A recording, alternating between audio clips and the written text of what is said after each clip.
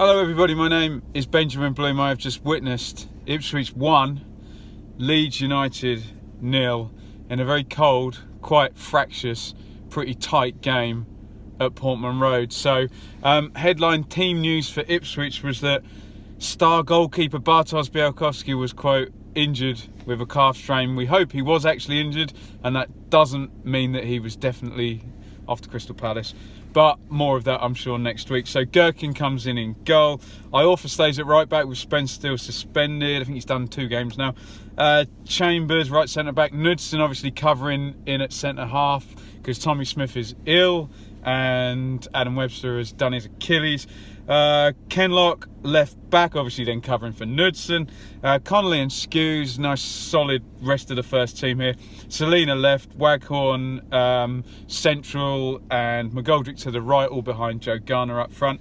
Leeds also 4-2-3-1, had Wiedwald in goal.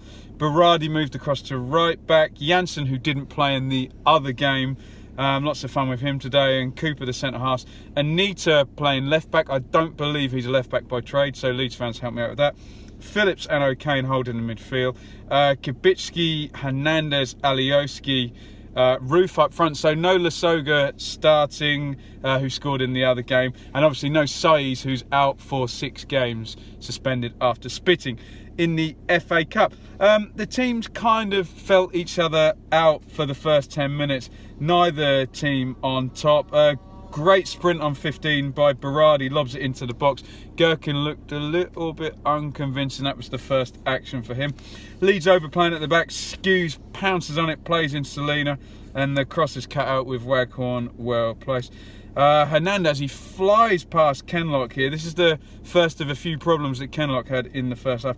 Great run, he cuts it back to Kubicki. I don't know what happened here. This was a really good chance. He's going to take it on his right foot with the side foot. He must have just got right underneath it and kind of scooped it up. I think it hit the top of the bar on the way through, but he certainly totally miskicked it in a really good position.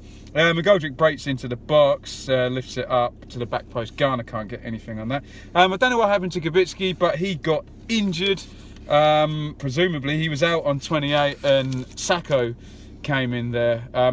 31st minute, another problem for Kenlock down the left. He dallies on the touchline, gets robbed, and Roof gets played in behind. He's powering through at goal. I don't know why, but he cuts back inside and Chambers gets the block in as he was going through. With the amount of pace he's got and his prodigious thighs when you see them up close, I thought he should have gone straight for goal. And then the real game-changing thing, because it was even, and at that point you can see on chances Leeds are just getting on top. They were playing the better football. Ipswich, their normal kind of forceful kind of direct stuff. But 37 minutes, so O'Kane, he drives into the box. I don't want to sound biased here. If you saw my video about Spence getting sent off against Fulham, I'm fully aware of the laws of the game. So he drives into the box, O'Kane. Knudsen does the thing where he gets in front of him, and this is one of the weird rules in football, because anywhere else on the pitch this is a foul. He gets in front of him and he kind of shepherds him out, but that seems to be allowed in the box. And then, look, I'm sitting up in the back of the main stand, but he seems to, I haven't seen a replay of it, he seems to swipe or swing or arm or something, and you just know that you're going to get ungentlemanly conduct or violent conduct or whatever the wording is. So O'Kane gets the red card, and that completely changes the game, because now Leeds, it's 37 minutes. Leeds are going to have to play, and my maths is not good here, 53 minutes, 10 versus 11. The Ipswich then have the better of the rest of the first half, you'd understandably, while Leeds kind of regroup. What they seem to do to begin with, I mean, they're going to make a sub at half time. They seem to just drop the 3 midfielders back and make a kind of 4-4-1-1. But they did still keep the shape with the remaining holding midfielder, Phillips, sitting there and 3 in front of him. But they then had less freedom, the 3 attacking players behind. Ipswich forced 3 corners. The last one, Waghorn actually hits the outside of the post, and footballer who actually knows the rules clacks, and it comes back to him and he knows he can't touch it, so he lets it go up for a throw. How many footballers would you see try and cross it back in and the ref give a foul there? So well done Waghorn for knowing the laws. Dangerous free kick here. Waghorn to Celina, blocked out by Janssen. Now Ipswich then have 2 chances in first half stoppage time, and this could have significantly changed the game if they had have gone in 1-0 up at half time, but they did not. Great dribble by Celina, gets into a good position. All 3 of the other front players are all lining up: Waghorn, Garner, McGoldrick. I think Waghorn kind of gets a toe on it. Don't want to sound biased, it looked like it came off a defender as well and kind of loops up over the goal. It wasn't the best final ball by Celina, I must say. Celina breaks away again, takes it in on his right foot, curls the right footer, beats Wiedval, hits the inside of the post, really unlucky. Comes out and Connolly has too much time to look at the ball and kind of over-engineers the shot and swipes it wide.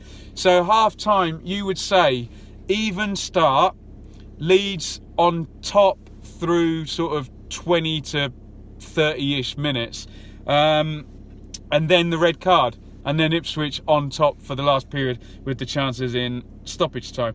Half time, Alioski comes out and Shaughnessy comes in, so Leeds really, losing their threat here, because he's one of their more skillful players. Obviously put in Shaughnessy, who's a more defensive-minded midfield player.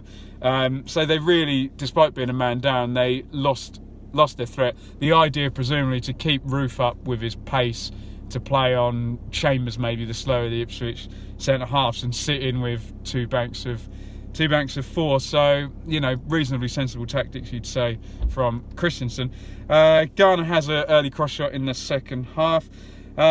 Phillips shoots from the second phase from a corner, and Gherkin saves. He looks a little bit unconvincing. He's just kind of feeling his way back into first team football. Connolly's in on the edge of the box up the other end. Good strike, parried out to Garner.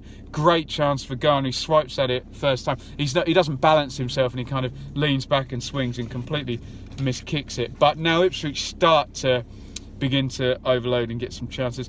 Connolly with a professional foul on Hernandez, who is a really good player actually. He got past him and he did that a few times, just beat Ipswich players. All ends up Kenlock in the first half there. So Connolly takes a yellow. Now I know we joke about this on Twitter, but must give some praise here. Ipswich's attendance have been poor this season, and they get 18,000 today due to 3,500 Leeds fans, which is a amazing size support. Obviously Ipswich deciding to take the money and give them most of the top tier along the side of the pitch. So credit to the Leeds fans for turning out in such numbers. I know people mock them for the "we took 1,000,000 fans," but they really did have a massive gate here again. Sarko speculative volley over the top. Iorfa now takes a yellow. He kind of collapses on top of a counter-attack.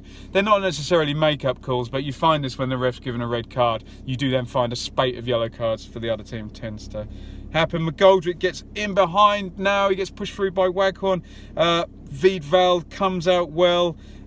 He plays it back to Celina, and it's a poor cross. So Ipswich are on top now, but they don't look like they've got the necessary quality to go through. We're coming up to 65 minutes here. They're getting forward well. They're trying to push the fullbacks forward, who are often the spare men in a 10 versus 11 situation. And from that, we do get the goal, and Ipswich take the lead on 66-67. I didn't quite get the time.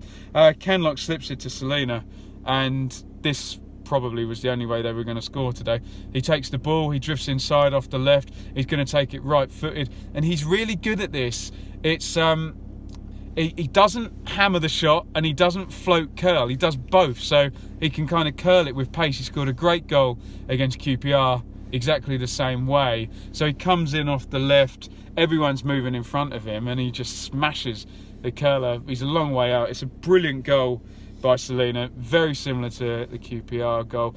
And Ipswich were knocking on the door, and just a superb goal to get them 1-0 up. If you're a Leeds fan, you'd say, well, look, we're 10 against 11, we defended well and we lost to a goal like that. Although Ipswich did create a couple of other chances prior to that. Celina's playing well now. His head's up. He does a step over and slides in Kenlock. Garner heads straight at the keeper. Good counter from Leeds here. Sacco crosses and Chambers makes a good block on Roof. So now the substitutions start to happen. Hyam comes in for Skew. Skew's has been nursing a bad ankle, so, and I guess Hyam's extra energy at that point. Lasogga comes in for Anita, so that's pretty brave by Christensen. He puts her forward, and he doesn't go as a full focal point ahead of Ruth, but Lasogga obviously scored in the first game as well. Lots of fun with Pontus Jansson, who's a really good player. He was really getting into it with the Ipswich fans as well. He gets a yellow for dissent, critiquing Ghana's playing style. Great work from Sacco and Ruth here. Crossed in, this is on 80 minutes, and this should have been 1-1. So Cooper's up from the back. This is the chance for Leeds.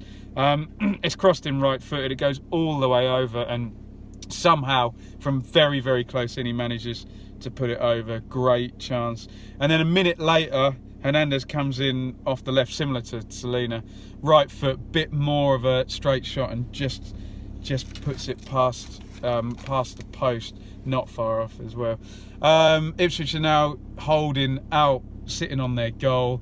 Lasogga gets it out of his feet, hits a right foot, and this time good save by Gherkin. So the narrative of this game is pretty simple from the point of the red card. So it was fairly even. Leeds were just getting on top. Ipswich were more direct. Leeds a bit more dribbly, a bit more creative. They looked like they were just getting into pole position in the game before the red card. Obviously the red card completely changes the game. I can't really give you a view on it until I see a replay. Obviously if he does either punch or elbow Knudsen, then he's going to get a red card, so you can't really say anything more. So unless that's not the case, I have to stand with the ref, who was probably 50 metres closer than I was up in the stand. So that changes the game. Leeds have to retreat. They have to pull out another attacking player. Ipswich pressure on. They don't force too many chances, but then a brilliant moment from Celina on 67 puts it in. Couple of chances for Leeds, and yeah, Cooper should have scored. It could have been 1-1 there. Normally in these type of occasions, my fear was the later it went, Ipswich committing forward and someone like Roof on the counter-attack. But it didn't transpire that way. It's a really, really important 3 points for Ipswich. I don't think they've won for about a month since they beat Reading. It's been bad news, bad news, bad news. New sponsorship, which we'll talk about on the podcast on Monday. Players possibly being sold. So great to get a win at a really good time against a good Leeds team. Obviously there's the caveat of the red card, but if O'Kane can't keep his discipline and Leeds can't keep 11 on the pitch, then that's part of the game. You have to keep 11 on the pitch. If you've got the better players, you'll probably win. Would have been interesting 11 versus 11. I certainly would have fancied Leeds to score, and the outcome could have been a lot different. For Ipswich, Gherkin kind of warmed into it. Chambers was his usual excellent self with a couple of good blocks. Kenlock, I thought, had a bad first half, but when the red card happens, and this often happens, your spare men are actually the fullbacks. They're the ones who can actually get from their positions, and I thought he got forward well, and he will get an assist for that brilliant Celina goal. Skews was good in midfield. Much of a muchness, the other front three didn't really happen for McGoldrick, Waghorn or Garner. So for Ipswich, I'll give the star man, let's give it to Celina for the goal and for being the one who had the quality to bring the 3 points home. For Leeds, I know a lot of Ipswich fans will not like me for saying it because they were going back and forth with Jansson, but he's really good. I think their best player is Hernandez. There's just points in the game where your press is set up, your team shape's set up, and he can completely take a man out of the game and you're through the press like that. So I'll give Leeds star man to Hernandez. Let me know what you think in the comments. Have I got it right? Ipswich fans, well, I'd say this to both sets of supporters, Ipswich and Leeds. What would have happened if the red card hadn't have happened? Would it have been a lot different? If you were sitting close and you're an Ipswich fan, what happened for the red card? Fill me in the comments. For Leeds, how close were you at the end there with Cooper's chance? And let me know your thoughts on Leeds getting in the playoffs and their drive towards the end of the season. Ipswich fans also, let me know where you think this leaves us now with Bolton next week, Wolves, and we're all just building up to that Norwich game, and what you think's going to happen towards the end of the month for the transfer window. I've got lots of crap for going too long on the last couple of videos, so I'll wrap up now. If you enjoyed the video, please give me a thumbs up, give me a subscribe. If you disagree, feel free to put it in the comments. I'll try and reply to as many of them as I can. Follow me on Twitter at Benjamin Bloom, and for a proper long form review of the game, if you don't think this is long, the Blue Monday podcast will be up on this YouTube channel on Monday. Thank you everybody for watching, and we'll see you at Bolton next week, and I'm going to another game. I'll see you for Derby Bristol City on Friday night as well. Thank you for watching. Over and out.